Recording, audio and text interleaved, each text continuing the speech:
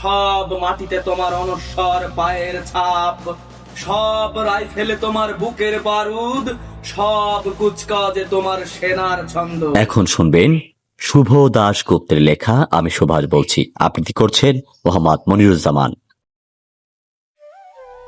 তোমার পাথরে দিয়েছি মালা, এত মালা এত ফুল, তুমি ঢাকা পড়ে গেছো। তুমি পাথর না হলে রাগ করতে। 56 বছর আগের এক মধ্যরাতে এলগিন রোডের 3 তলার ঘরে আলো জ্বলছিল। চাদর গায়ে এক ছায়ামূর্তি পায়চারি করছিল অবিরাম। বাইরের রাস্তায় ইংরেজ পুলিশের চর সতর্ক সজাগ চোখে দেখছিল। তার সব সতর্কতাকে বুদ্ধ বানিয়ে তুমি তখন অন্ধকার চিরে ছুটে চলেছ আলোর পথে।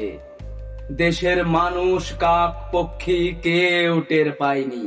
তুমি চলে যাবার পর 56টা শীত, বর্ষা, গ্রীষ্ম, উধাও। তুমিও সেই প্রত্যেক জানুয়ারিতে পৃথিবীর এপার ওপার, সব মাটিতে তোমার অনশ্বর পায়ের ছাপ, সব রাইফেলে তোমার বুকের বারুদ, সব কুচকাজে তোমার সেনার ছন্দ। পরশ পাথরের মতো স্বাধীনতাকে খুঁজেছে তোমার অন্তরে লুকিয়ে থাকা খ্যাপা।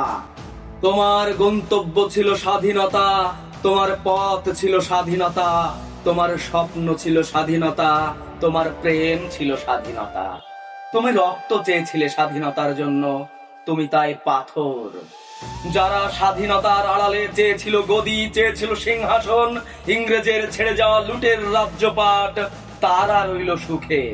ভারতবর্ষের টাকাই তাদের সুখ, তোমার নয়। ভারতবর্ষের অফিসে আদালতে তাদের ছবি, তোমার নয়। ভারতবর্ষের সংবিধানে তাদের শৈশাবুদ, তোমার নয়।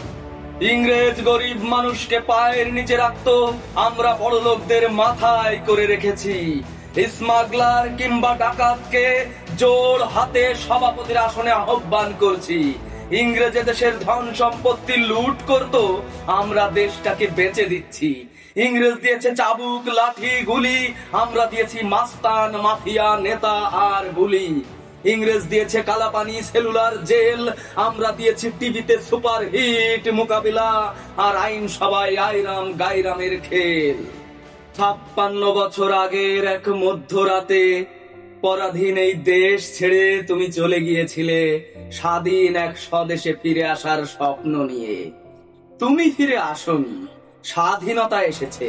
তার কাঁধে ঝুলি ভরে নিয়ে এসেছে ভোট নামক রাষ্ট্রীয় যজ্ঞ, গণতন্ত্র নামক চিরায়ত মৎসন্যায়, প্রগতি নামক লোক ঠকানো স্ট্যাটিস্টিক্স, সংহতি নামক বিস্ফোরণের চোরমার, ঐতিহ্য নামক মন্দির মসজিদের ঝগড়া, আর সমুদ্র হিমাচল ভরিয়ে দেওয়া ভাষণ, ভাষণ আর ভাষণ। 56 বছর ধরে তুমি পাথর হয়ে আছো। 56 বছর ধরে ভারতবর্ষ অধীর অপেক্ষায় কান পেতে আছে। ইথার তরঙ্গে কবে হঠাৎ শোনা যাবে স্বাধীনতার নিজস্ব কণ্ঠস্বর। আমি সুভাষ বলছি।